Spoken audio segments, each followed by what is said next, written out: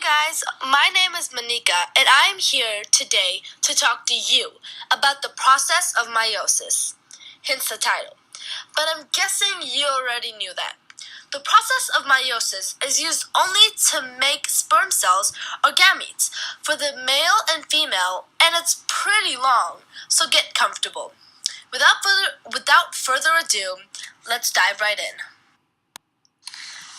This is the first phase of meiosis, a phase that some people don't really consider a phase. However, this phase is actually extremely important. It's called interphase. This is a phase that cells hang out in whenever they're not going through mitosis or meiosis, doing things that are useful and helpful for our bodies. This is also the phase that prepares the cell for meiosis by copying the DNA in the nucleus so that there are two sets of chromosomes. Then comes the second phase, prophase 1. At this point, the unraveled DNA coils into chromosomes within the nucleus. The DNA strings are wrapped around a protein to make a chromosome. This is repeated many times to make 23 pairs of chromosome with each set of DNA. As shown in the previous slide, there are two sets of chromosomes, making 46 pairs of chromosomes instead of 23 pairs like a normal diploid cell. 23 of these pairs are your mother chromosomes, and 23 are your father chromosomes.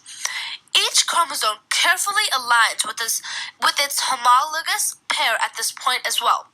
Homologous means the same relation.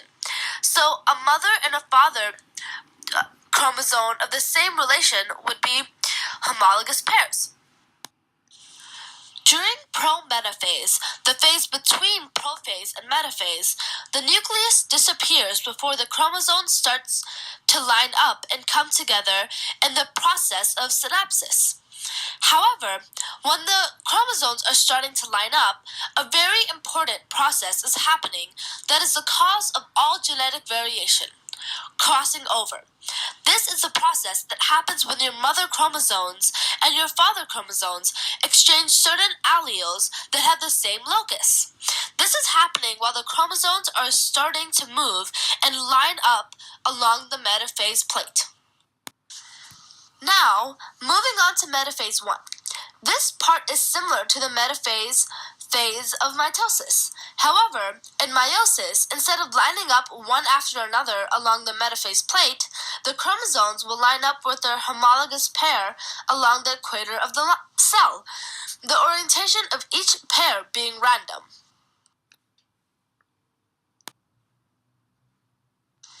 The kinetochore microtubules extend from the centrosomes to connect to a patch of proteins on the centromeres of the chromosomes called kinetochores. Microtubules that don't bind to kinetochores grab onto microtubules from the opposite pole, stabilizing the spindle. Moving on to anaphase 1. This phase is also slightly different from mitosis.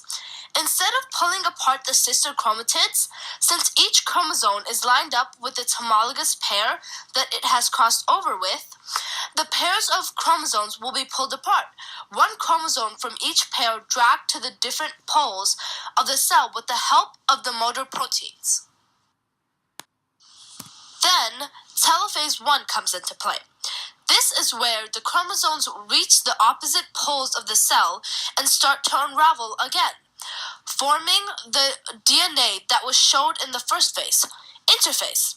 The nuclei reform around the unraveled strings of DNA, enclosing it once again within its boundaries. The cell starts to split apart as cytokinesis 1 begins its process of the division of cytoplasm to form two new cells. From here, instead of making a new copy of the DNA, the cell immediately goes into the second set of phases, going through this entire process again, starting with prophase instead of interphase. However, since the original cell has already been split into two cells, this process will be going on at the same time in both cells. In prophase 2, the same thing happens as prophase 1. The DNA coiling to form chromosomes. However, the only big difference is that there's only one set of 23 chromosome pairs, not two sets of 23 chromosome pairs, making it so that there are only 23 chromosomes within the entire cell. Nothing really happens in pro-metaphase 2, seeing as the process of crossing over was already done during pro-metaphase 1. All that really happens is that the chromosomes are beginning to line up along the metaphase plate, and that the nucleus starts to disappear. During metaphase 2, the same thing that happened in metaphase 1 happens again. The kinetochore microtubules connecting to the chromosomes lined up along the metaphase plate.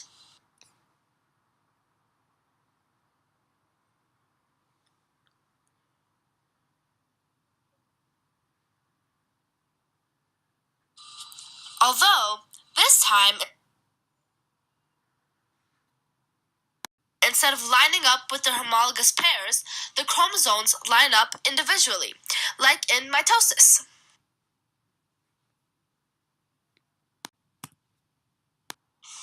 Moving on to anaphase 2.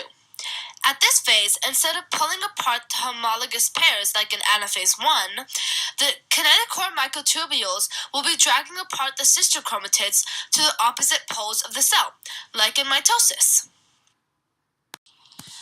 Moving on to telophase 2.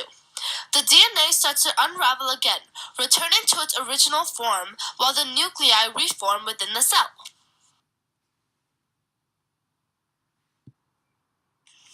This happens as cytokinesis 2 begins to take place. Since we have two cells at this phase at the same time, both the cells will be splitting apart, making 4 haploid cells, meaning that there are now 4 cells that have 23 chromosomes within each, not 23 pairs of chromosomes, like a normal diploid cell. Now what happens? It's different for males and females. In a female's body, these 4 cells would be 4 eggs. However, only one of the cells would be fully formed because it takes a lot of energy to make eggs. The other 3 would be half-formed eggs. These other 3 eggs are called polar bodies, and nothing really happens to them in the human body. However, in a plant, it would be used to give energy to certain parts of the cell. Going back to the one fully formed egg, as I stated before, it takes a lot of energy to make one egg, so there are thousands of eggs within a female. That may sound like a lot right now, but wait till you hear how many a male has.